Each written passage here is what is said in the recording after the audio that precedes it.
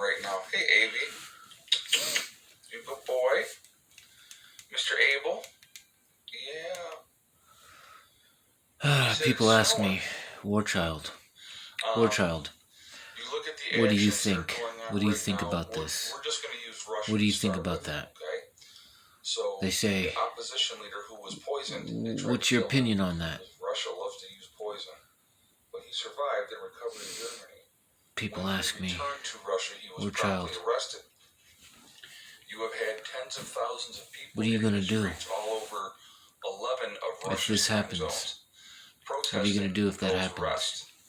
And what's happening with that is the Russians had put They out on say, social media well, threatening arrest and why are you going to go that everything route? else. If you went out there and Why are you protested, going to do people that? did it anyway.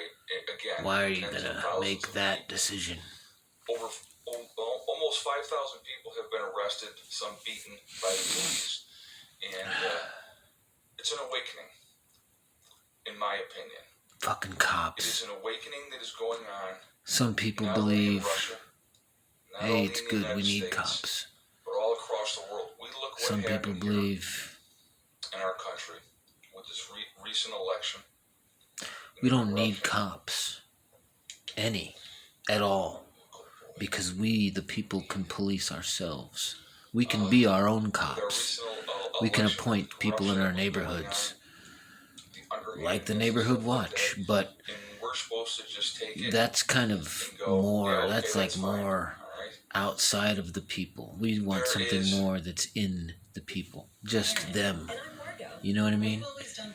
So that's what some people think, like, we can govern ourselves, we can police ourselves, we don't need cops, we don't need government. Some people say, well, that's Machiavelli, right? That's anarchy, that's, not realistic. And my buddy says, he goes, well, you don't call him President Biden. He goes, you always call him President Trump, but you never say President Biden. So here, I'll do it for my buddy. I think that is the truest form, all kinds of executive orders. In its purest form, that is freedom. At the end of the day, they're going to affect your and my pocketbook. It might be construed as chaos, because, the cost of something doesn't affect but chaos is freedom. But for the average citizen, and if you can have that freedom, but control your area of chaos, or your volume, or your level of chaos,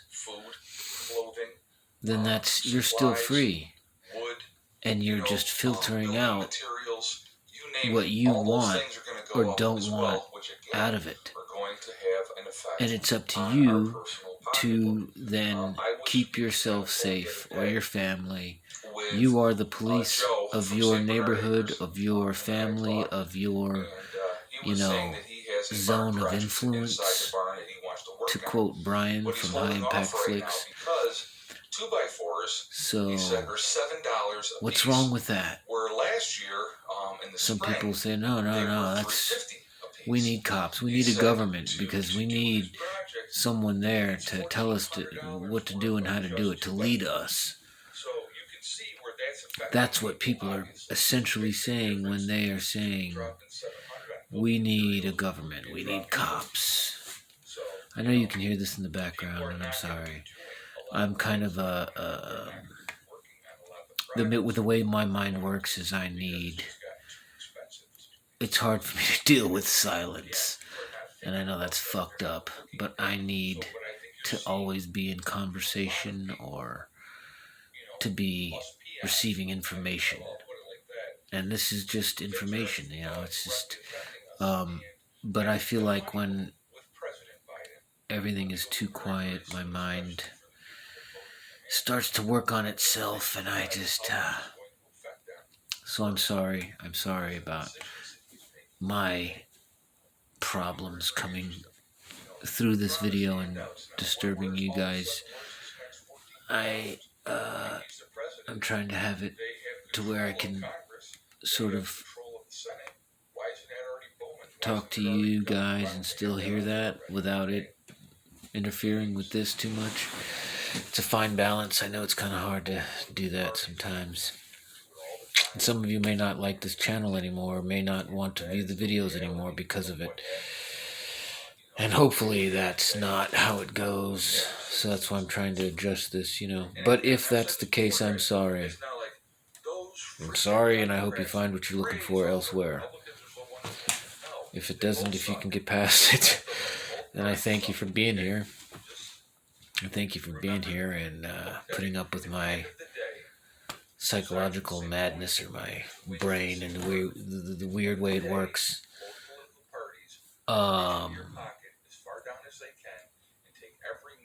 Yeah, so anyways, cops and government and what we need and what we don't need. Who is it to say? Who is it to decide? Besides you.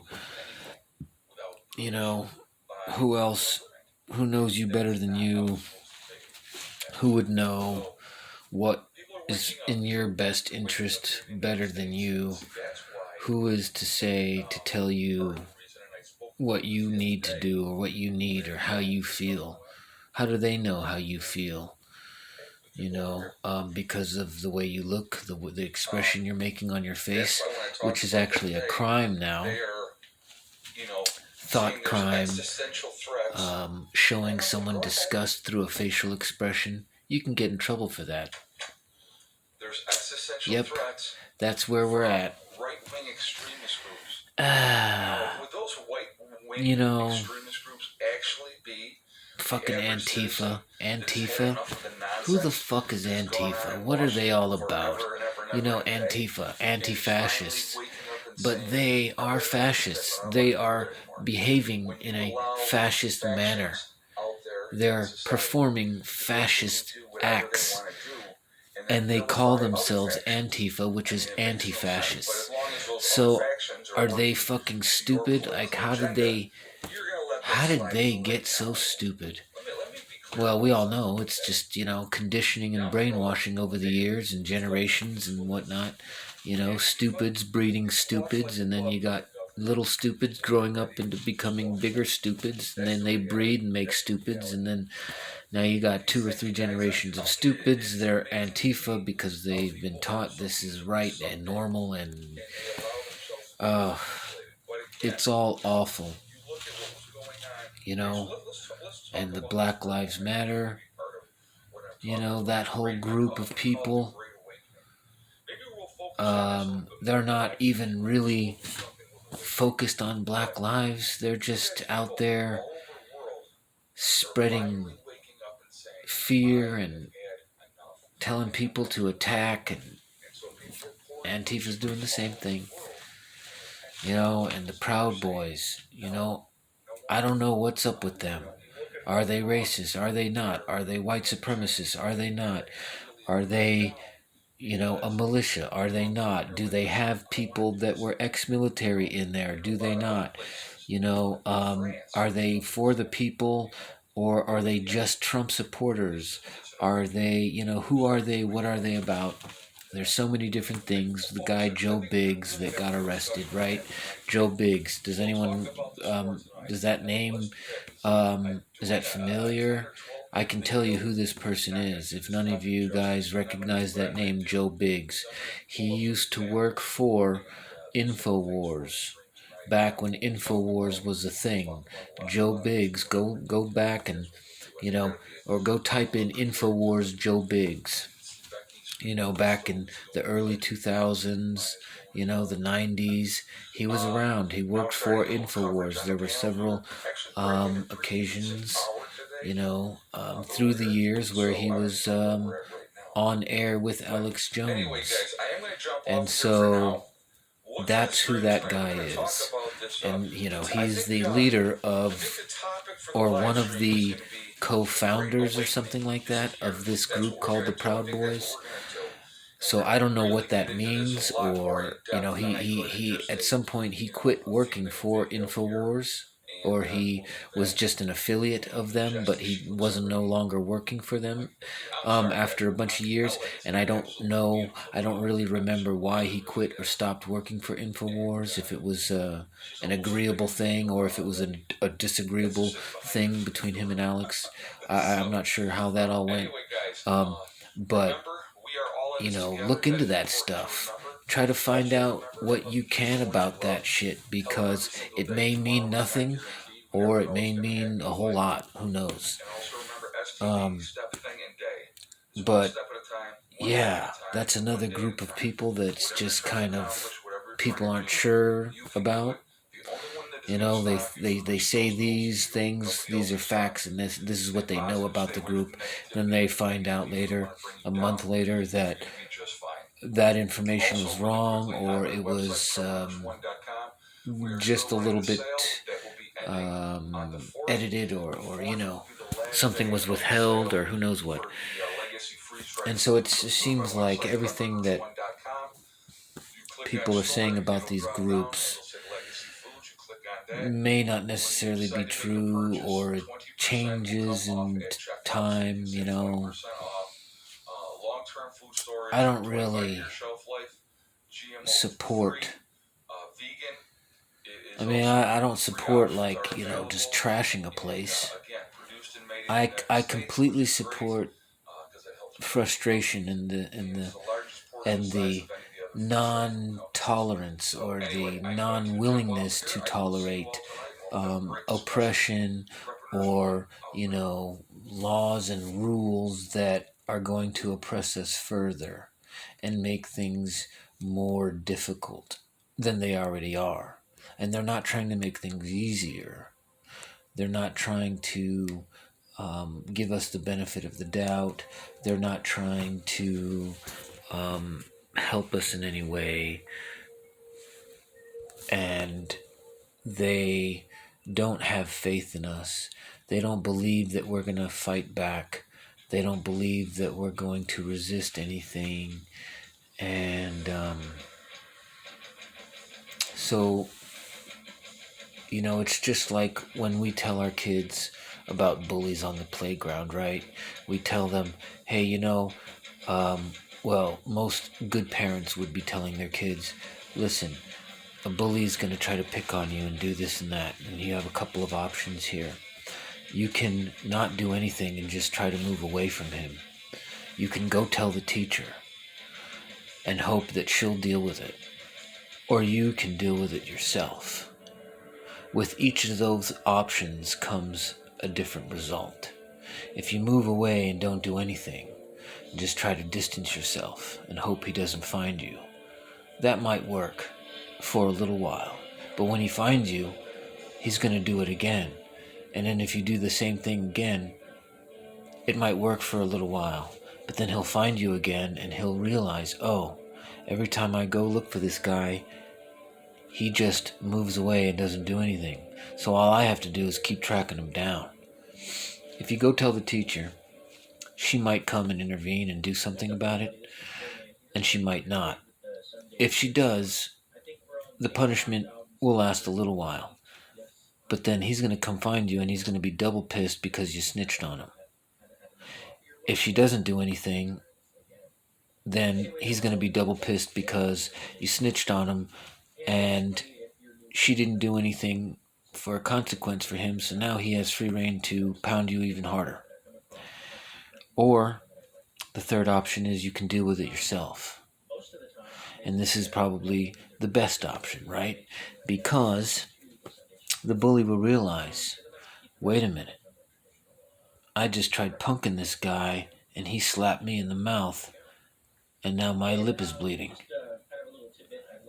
Okay, I'm going to go find an easier target. I'm not going to pick on this dude no more. You know, and you might get a tough bully that you might pop him, and then he might try to come back at you and fight you anyway. Well, then you just pop him again. You fight him till the end. And even if he beats you up and wins, he's going to realize that you fought back and you didn't give in, and it might have been a tough little brawl. Even if he wins, he's going to realize, well, fuck, man, you know, we just spent the whole period of class fighting, or, once he realizes it's going to be more trouble than it's worth to take your money or punk you for whatever he's trying to punk you for, he's going to go find an easier target. And so, if we respond in that way, it's healthy for us, it's good for us. But if we just keep moving around and trying to hide, and, they're going to keep doing it. They're not going to stop. They're not going to slow down. They're going to realize, oh, this is easy. So that's what is happening. The government right now, they're realizing that, hey, these guys, they just keep moving around. They're not really doing anything. All we got to keep doing is tracking them down. Oh, wait, we can use their cell phones to track them down. So they have the perfect setup. It's the perfect gig, man. They keep tabs on us. They punk us. We don't do anything about it. We give them our milk money and our shoes and everything else they ask for. It's like Negan in The Walking Dead, right? The government. The government is Negan, coming around to each little town, each little community, taxing the shit out of the people, right? You go work for me, and then what you make, I'm going to take half of it. Isn't that what Negan did? He basically made them go work for him, and then he taxed them. He said, now give me half of what you went and stole or, got. Give me half of it. Even though we didn't work for it, we're going to take half of it. And if you don't give us half of it, me and my people are going to come into your community and take it from you. And maybe take some of you and put you in our little jail or beat your brains out with fucking Lucille. That's what happens on The Walking Dead. That's what Negan did.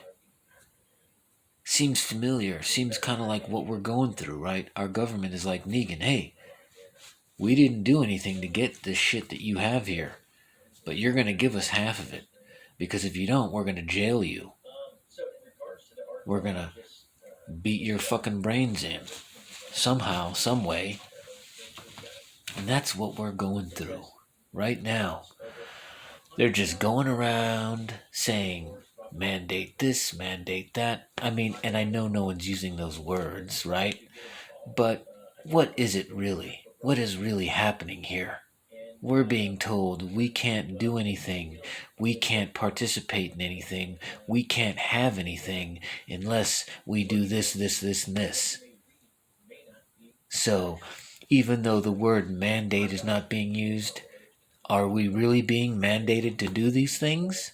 I would say so. So even though we're being mandated to do all this stuff, the word mandate is not really being used.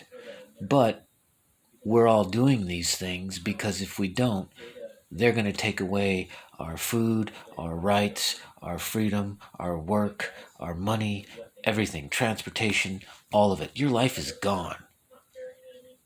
So you might as well just go ahead and do it.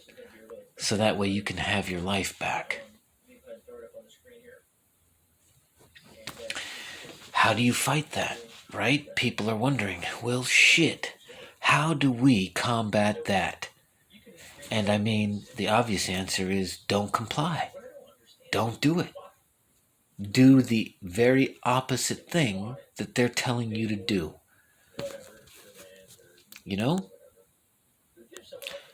But, okay, there's a lot of ins and outs, right? That's what some people, they would say, well, there's a lot of variance there. There's a lot of ins and outs there. You can't just say, well, I'm not going to comply.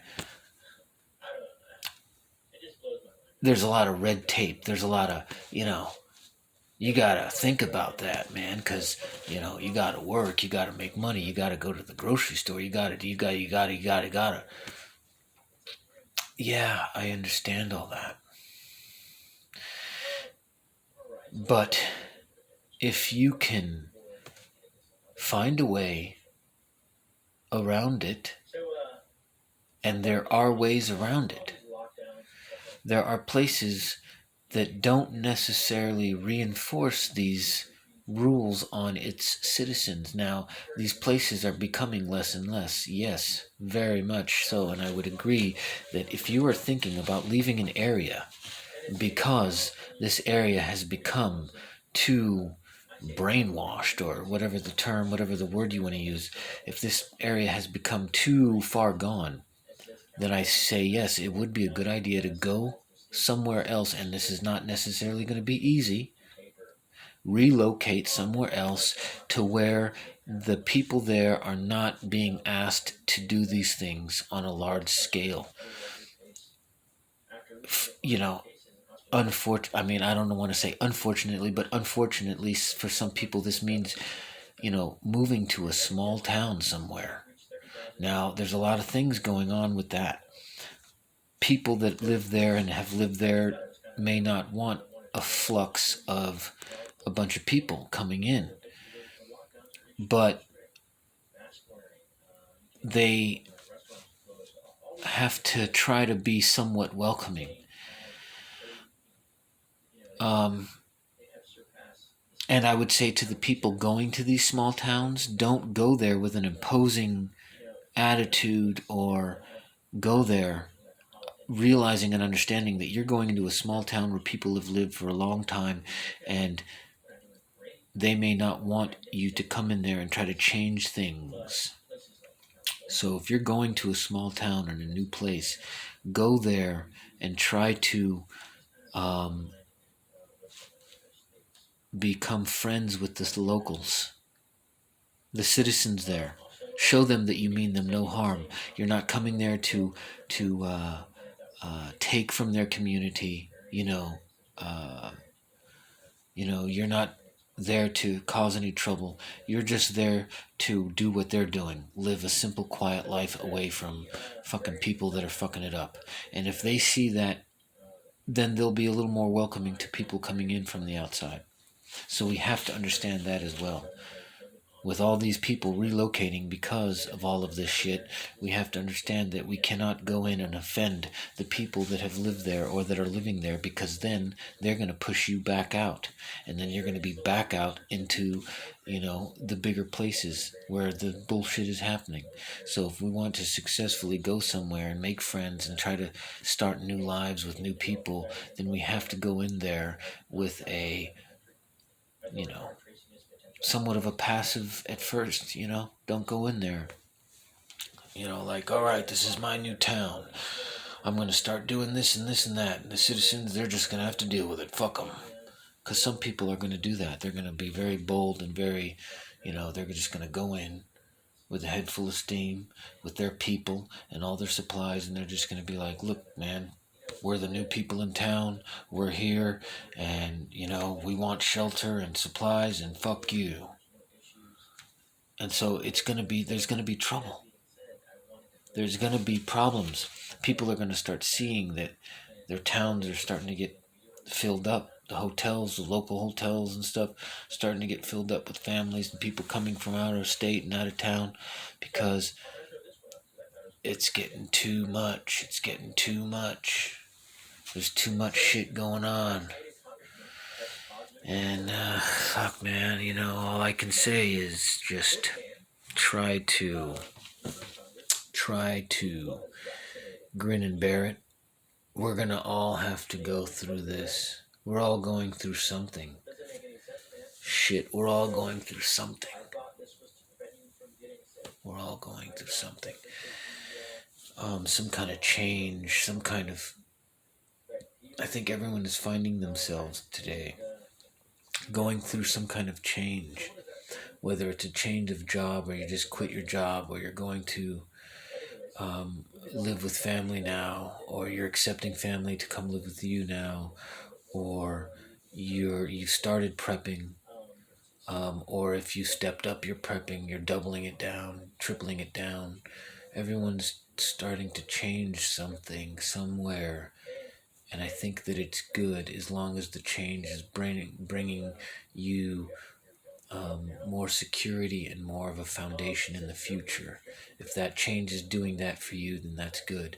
But if the change is causing you to worry and freak out and not prep and not take care of yourself or not take care of your things, then that's not good. Then you still need to change, but you need to make that change work better if it's not working better already. And I think that some people are starting to find out that as they're making these changes, things are breaking down. And that could be emotional, that could be their supplies, that could be anything. And so they're going to have to reinforce it, reconstruct it, rethink it, repack it, redo it, whatever, But it's gotta be in the sake and in the name of health and for the purposes of good for yourself, for God. We need to pray. God, I was praying this morning. I was watching some things, and I thank God every day that I open my eyes, because we could all just as well as not. And it's Sunday. We're in the end of January. The first month is down. We're gonna get into the new month, February, and it's a short month, 28 days, so it's a little different. What's February gonna bring us? There's a storm hitting the East Coast right now. How long will that last? Will it be total devastation for everybody, or is everyone gonna be okay and ride it out? We just batten down the hatches a little bit. Next time you go out, grab a few more cans of this or a few more bags of that, a couple more candles, couple more lighters, couple more fucking just whatever, a couple more cans of gasoline or cans of lighter fluid or fucking cotton balls, bags of cotton, bags of fucking, go to the pet stores, okay? Go to the pet stores and get those big, huge bags of like the cedar wood chips. They usually use them for rabbit cages, or if you have ferrets or guinea pigs, they put them in those cages.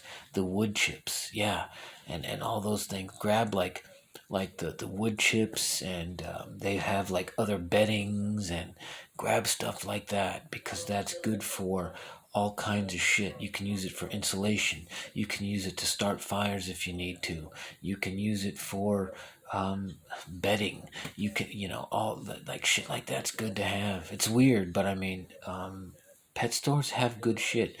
The stuff that they use to clean and purify the water, the fish tank stuff.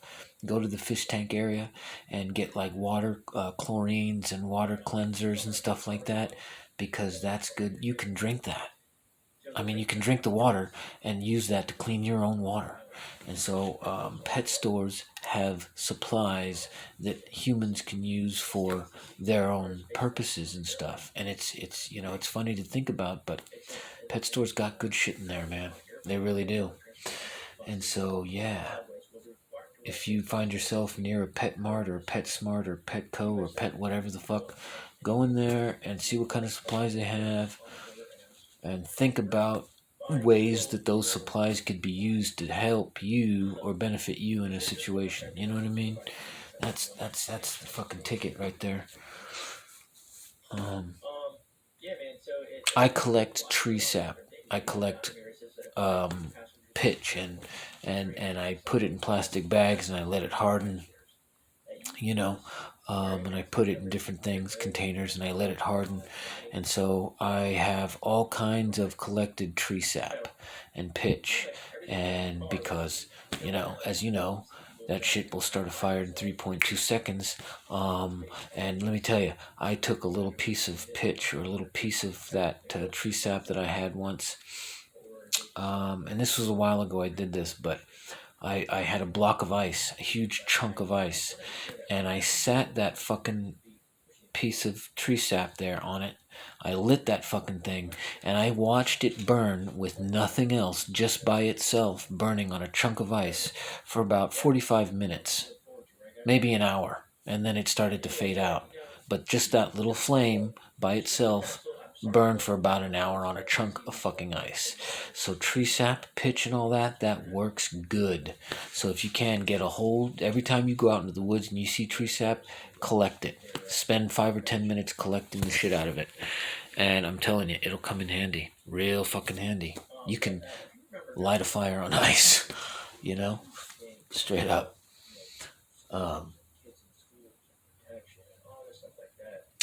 Yeah, sorry. Bartables and tradables, you know, that's always good.